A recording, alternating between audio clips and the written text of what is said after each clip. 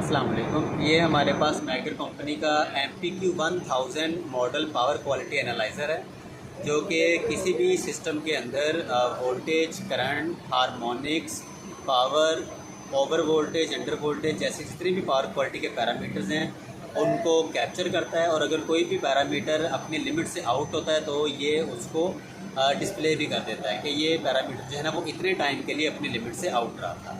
तो इसके सिंपल से हम पहले फ़ीचर के ऊपर आ जाते हैं। यहाँ पर हमें वोल्टेज और करंट डिस्प्ले हो रहा है, तीनों फेजेस का और न्यूट्रल का। उसके साथ यहाँ पर सेटअप का ऑप्शन है।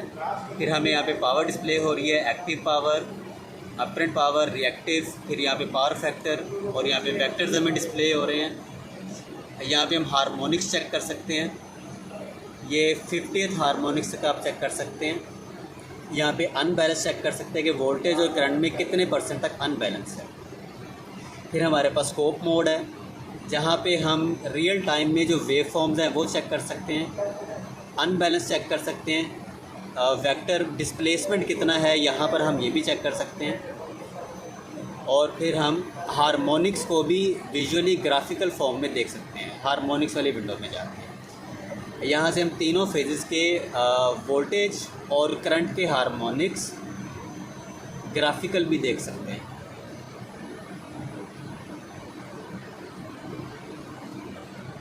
जी, ये मेरे पास वोल्टेज के हर फेज़ ए के मेरे पास हार्मोनिक्स हैं, वोल्टेज और करंट के। फिर ये फेज़ सी के हैं, ये फेज़ बी के हैं और ये न्यूट्रल के हार्मोनिक्स हैं।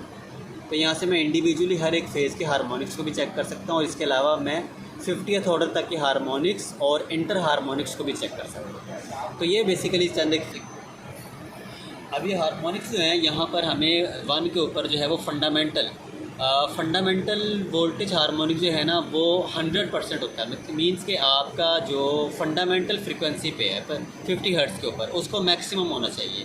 वो 100% के जितना करीब हो वो उतना अच्छा है। और बाकी जितने हार्मोनिक्स हैं जो कि फंडामेंटल फ्रीक्वेंसी के अलावा किसी और फ्रीक्वेंसी पर हैं, ठीक है, उनकी लिमिट कम से कम होनी चाहिए। अब वोल्टेज के लिए ये लिमिट जो है ना वो टोटल हार्मोनिक डिस्टॉर्शन जो है वो फंडामेंटल फ्रीक्वेंसी से अगर आप उसको रेशो निकालें तो ये 8% से कम होनी चाहिए वोल्टेज के लिए।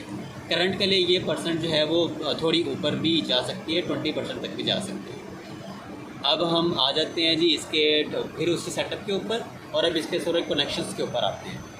तो यहाँ पर मेरे पास करंट के लिए मैंने CTs कनेक्ट की हुई हैं, रेड, येलो, ब्लू और ये न्यूट्रल CT है।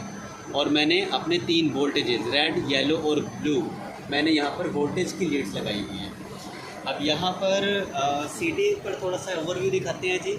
तो ये मैगर की MCCV 6000 सीरीज़ की CT है, जिसकी मिनिमम रेंज 60 एम्पेयर से लेकर मैक्सिमम 6000 एम्पेयर तक आप इसमें कैप्चर कर सकते हैं। और ये सेलेक्टेबल रेंज है, आप इसको चेंज भी कर सकते हैं अपनी रेशो के हिसाब से, यानी कितना करंट आपके सिस्टम में फ्लो कर रहा है उसके हिसाब से आप इसको चेंज कर सकते हैं। उसके बाद यहाँ पर ज़रा कनेक्शन दिखा देते हैं जी।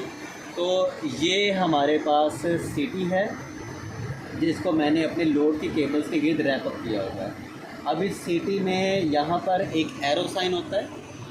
तो ये एरो साइन जो है ये जिस तरफ आपका लोड होगा उस तरफ इस एरो की डायरेक्शन होगी। भी जिस तरफ हमारा करंट फ्लो कर रहा है मैंने उस तरफ इस एरो की डायरेक्शन रखनी है। इस तरह से मैंने इसको कनेक्ट करना है। और ये मेरे वोल्टेज की केबल्स कनेक्ट हैं, रेड, येलो और ब्लू, ये मेरे 3 फेज वोल्टेज कनेक्ट है। और यहाँ से मेरा एनालाइज़र जो है वो सारी रीडिंग्स ले रहा है, वोल्टेज, करंट, और यहाँ से मुझे पावर डिस्प्ले हो रही है, मुझे यहाँ से फेज़ एंगल भी डिस्प्ले हो रहा है। अभी मेरा वोल्टेज में देखूँ तो रेड का जो है वो 0 डिग्री पर है, येलो 240 और सी जो है वो 120 डिग्री पर। यही फेज सीक्वेंस में होती है, यही फेज सीक्वेंस मुझे करंट में भी फॉलो होती नज़र आ रही है।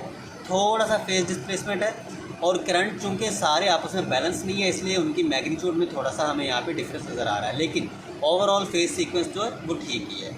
अब मैं इसको रिकॉर्डिंग पर लगाता हूँ। तो यहाँ से मैं इस रेड बटन पे क्लिक करके इसको रिकॉर्डिंग पे लगाऊंगा। तो उसके बाद यूनिट 1-2 सेकंड के बाद रिकॉर्डिंग करना स्टार्ट कर देगा। ये मेरा यूनिट रिकॉर्डिंग पे स्टार्ट हो गया है। और यहाँ पर मुझे वोल्टेज, करंट वही नज़र आ रहे हैं। यहाँ पर मुझे वो पावर नज़र आ रही है, पावर के पैरामीटर्स, ये सारी चीज़ें रिकॉर्ड हो रही हैं। और इसके अलावा जो चीज़ रिकॉर्ड हो रही है वो है हमारे इवेंट्स, मींस कि हमारा अंडर वोल्टेज, ओवर वोल्टेज, और एक साइकिल कंप्लीट होने से पहले ही वोल्टेज और करंट में जो चेंजेस आती हैं वो सब साइकिल इवेंट, हमारे ट्रांजिएंट जो कि 1 सेकंड के मिली सेकंड या माइक्रो सेकंड में हो जाती है और वोल्टेज और करंट में चेंजेस, ट्रांजिएंट्स, हमारे फेज एंगल अगर डिस्टर्ब होता है वो, रैपिड वोल्टेज चेंज, अगर वोल्टेज 10% ऊपर नीचे चेंज होता है या और वो भी 1 सेकंड के कुछ हिस्से के अंदर, तो वो मुझे यहाँ पे डिस्प्ले होगा। मुझे यहाँ पे टोटल हार्मोनिक डिस्टॉर्शन डिस्प्ले होगी। इसके अलावा अगर मेंस केबल की तरफ से कोई सिग्नल आता है, जैसे कि कैरियर फ्रीक्वेंसी आपके सिग्नल सिस्टम में फ़्लो करती है, तो वो सिग्नल भी मुझे यहाँ पर कैप्चर हो जाएगा। तो अगर इनमें से कोई एक पैरामीटर भी अपनी लिमिट से बाहर हुआ, जो कि लिमिट इसके प्रोग्राम के अंदर डिफ़ाइन की गई हैं, तो वो यहाँ पर डिस्प्ले हो जाएगा और यूनिट उसको रिकॉर्ड कर लेगा। तो ये है पावर क्वालिटी एनालाइजर मैकर का MPQ 1000 का थोड़ा सा ओवरव्यू।